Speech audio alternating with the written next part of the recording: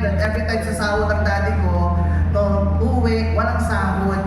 And I saw on my own eyes, sinisira niya yung bulsa niya ba, tapos pag uwi sa balay, sabihin, natututan siya. Pero ang tinuod, talagang inubos niya sa pambababae at inom. That's why my mom forced to work. At ang naging trabaho ng mami ko is all kinds of complaint. And at the same time, because of that type of works, no, nabarkada siya that leads her to use drugs, and at the same time, nakuwang talaga ang mami ko. Talagang nakubot-ubad siya na naglalakad along the Quezon City Highway. I was born in Quezon City, kaya bata pa lang, when I was 6 years old, 7, nagtrabaho na ako.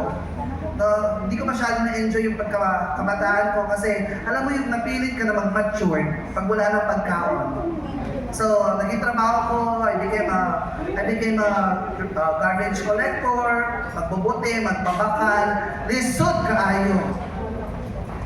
When I was like 6, 7 years old, nakakita na ako ng drugs sa loob mismo ng bahay namin.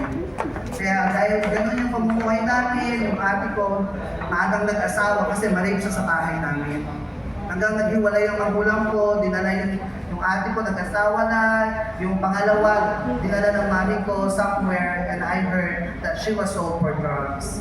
Kaming 5 magkakapatid, no, binalikan kami ng daddy ko, dinala kami sa province, having this kind of dream, pag-hope na may magmamahal na sa amin, may mag-aalaga sa amin. But when we arrived in our province, iniwan kami doon, pagdating doon, hindi pala kami mahal. They do that even care for us. Kaya kung basurero ko in Quezon City, naging mangingisda ako sa Pangasinan. So lahat po ng uri ng pangingisda, name it, ano po yan.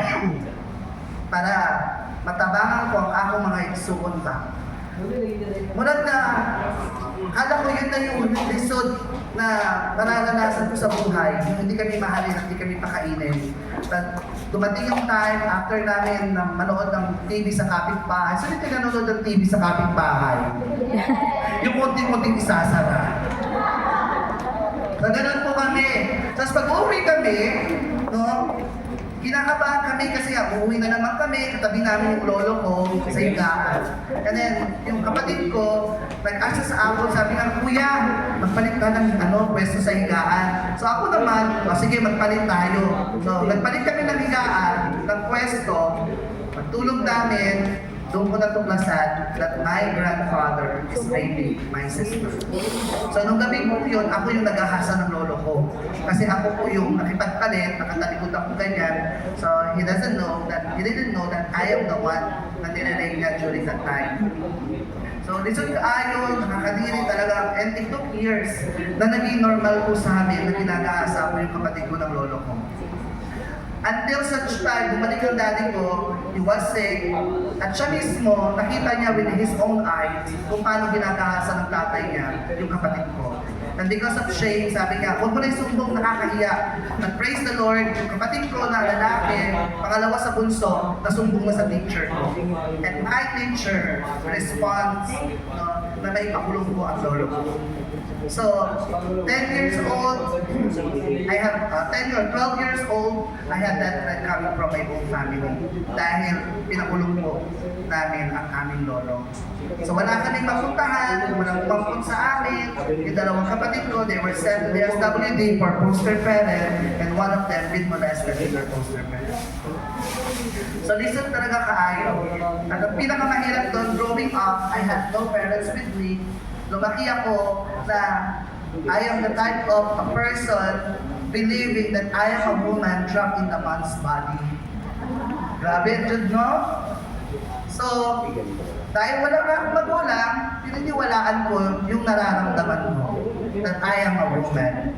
So to justify it, I use hormones. May picture po ba ako dyan? Picture lang muna. I use hormones para magmukhang babae. No? Kasi nga, walang nag-guide sa akin. At yun talaga yung nararamdaman ko. You cannot blame us kasi in the beginning, hindi naman namin ginustong maging bakla. It just happened that growing up, I had this confusion na walang nakakaunawa. Amen po ba doon? Kaya yun, ginawa ko ang lahat.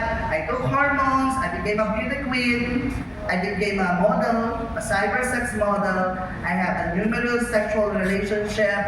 All the continent, name it, meron akong boyfriend dyan. Because I worked as a cybersex model for many years. So grabe talaga. Nandun ako sa pedestal na nasa akin na ang lahat. I have a living partner for 8 years. I had a supporting nurse. I had all the supports. I had my family as well. No? I became a breadwinner. So lalata talaga. Pero sabi ng Bible in Proverbs chapter 14 verse 12 na may daang matuwid sa mata ng tao pero ang dulo nun kamatayan. Amen. So walang kasalanan ang magdudulot ng mabuti sa ating buhay. Ang lahat ng kasalanan ay may kabayaran. There is a consequence in every sin that we commit in our lives. So ang dami kong takot, kahit katabi ko yung kalibin ko, gabi-gabi, every night, umiiyak ako knowing that one day, He will going to leave me. But because I was in the chain of homosexuality spirit, nagpadayon ako sa akong kasalanan. Hanggang siningil ako nito. I was diagnosed na may anxiety, depression, panic attack, sakit ng mayayaman. Kasi pag mahirap ka, buang ang tawag sa iyo. Pag may kwarta ka, may psychiatrist ka. Anxiety pag Good, binood yun. That's very So, tawag sa akin, anxiety, panic attack, depression. Grabe, kanindot pakinggan, no? Pero ang totoo, yun yung pinaka-worst na pwedeng mangyari sa isang tao. So, hiniwalayan ako ng kalibing partner ko. Halos nawalan ako ng gana sa buhay. Until such time na I always hear a voice saying, mamamatay ka na, mamamatay ka na. Sa isang linggo, 2-3 beses ako itakbo sa ospital because of my panic attack, because of my anxiety. I've been using hormones for many years that leads me to almost insanity. Halos mabaliw talaga ako. Dumating po ako sa point na kamatayan na lang yung pag-asa ko. Kaya yung mga may depression, panic attack, be kind to them and pray for them. Kasi naging pag-asa ko na yung mamatay na lang ako para tapos na. That's why if you could ask me kung ano ang hobbies ko, suicide. Bakit? Hindi mo ko mag-blame kung mag-suicide ako kasi bata pa lang, hanggang during that time, wasak ang buhay ko. I don't have any money to sustain my medication. I use drugs. I commit many sexual relationships. Inom araw-araw. Sumasakit na yung dalawang pagtugpo sa sobrang araw-araw na kakainom. Because sa buong buhay ko, I am always longing for love. I am longing for acceptance. I am longing for security na hinanap ko sa kalibutan. But at the end of the day, I find myself empty and ruined. Kaya, walang na, may paglaong pa ba sa aking ilamundi? May pag-asa pa ba? Until I was at the top of the house, I heard the voice of the enemy saying, Ron, tumalon ka na dyan. Nasa 3rd floor. Tumingin ako ng ganyan, sabi ko, ay, ang taas. Sabi ko, pag tumalon ako dito, baka bumagsak ako, mapangit ang aking mukha. Baka nasa ataol ako, wasak puso ko, wasak mata ko, ay ayoko. Then sabi ng yawa, sige, sa 1st floor na lang galing. Nagpunta ako sa 1st floor. Sabi ko, okay, pwede dito. So hindi ako tumalon. Kasi hindi ako mamatay. Ginawa ko, nagpatihulog ako. Gumulong ako. Pagdating ko sa doon, hindi ako namatay. Kung ilan yung hakbang ng hagdanan, ganoon din yung bukol ko. Tapos puro sugat. Sa among balay, doon sa likuran, kay river, kay lawa pa, lake pa, tumalon ako. Kasi nga, lasing na lasing ako. Nalimtan ko, kabalo ko pa na mag-swimming. Dili na naman ako namatay. What happened, inangat akong ganyan, pag-angat sa akin, nakita ko ng bato, hinampas ko sa ulo ko. Hindi ako namatay. Pusa yata ako. May siyang nabuhay. Kaya, kinabukasan, guess what? sakit kaayo ba akong lawas. Dili ako namatay. So I posted my situation on Facebook. Sino dito yung mahilig mag-emo ba? Feeling depressed. Depressed ka na, hindi ka pa sure. Feeling nga So nag-post ako, sabi ko, saan ba papunta ang buhay ko? Paulit-ulit na lang ang iinom, maglalaki, magda-drugs, magpapakamatay, iinom. Ganon sa adlaw-adlaw. And then ang akong mga friend from the LGBT community say, bakla, lalaki lang gani. Nandili kami mga friends mo. Anito, anina, mag-inom pa. During that time, hindi ko na ma-appreciate because nothing is changing. Pwede ba na ano na lang kanina lang? Ay, wala na akong pakialam. But praise the Lord. At the end of the comment, I saw a message saying, God loves you. Sabi nga, tabangan ka sa Ginoo. Then when I read that message, God brought me, when I was 8 years old, I used to worship the Lord. Yung kantang, we wanna see Jesus lifted high above the flag. Isang bayot nga eh. Under the flag sa plastic. Ganyan. Sabi ko, inaalala sa akin ni Lord kung gaano kasarap kaayo magpuri sa Ginoo ba. So, I was being excited na mag-attend ulit sa church. I invited myself. Sabi ko sa katabi mo, mag-invite ka. So nag-invite ka, invite ko sarili ko sa kailan ba ang service dyan? Ako ko dito sa ibang church. Okay, Sunday. So from Tuesday to Saturday, nag-inom ako kasi I have this panic attack. Pag nakainom ako, normal ako. Pag di ako nakainom, natabuang ako. Sa adlaw-adlaw. I prepared my dress, aesthetic color. Kabugin ko si Pastora. Ang cleavage hanggang dito. Binuot. Ayun, excited ako. Nag-church ako. Diyan ako naupo sa harapan. Para makita ako ni Pastor. But I had this expectation that God gonna encounter me. I was so excited to feel once again kung gaano kasarap ang magpuri sa Ginoo. When I arrived at church and then worship began, I raised up my two hands and worshiped the Lord like never before. And while worshiping God, I heard the voice of the Lord saying, sabi ko, Lord, kami na ako, Lord, sabi ko, I am here today. Wasak ang buhay ko. I need your help. While worshiping God, I heard for the first time His voice saying, that's why I am here, my son. He called me son. That's why I am here, my son. Makitabang ako sa iyong Ginoo. Then when I heard that voice, I cried out to the Lord. And I accepted the Lord as my Lord and Savior.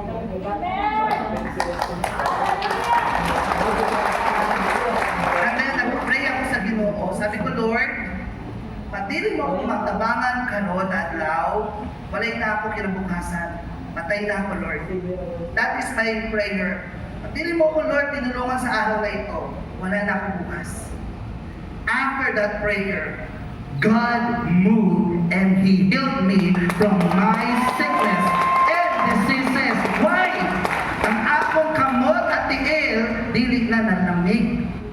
Uminit yung kamay at pa ako that for many years, laging malamig because of my panic attack. Yung marag nakainom ka ng 10 espresso pa sa isang oras.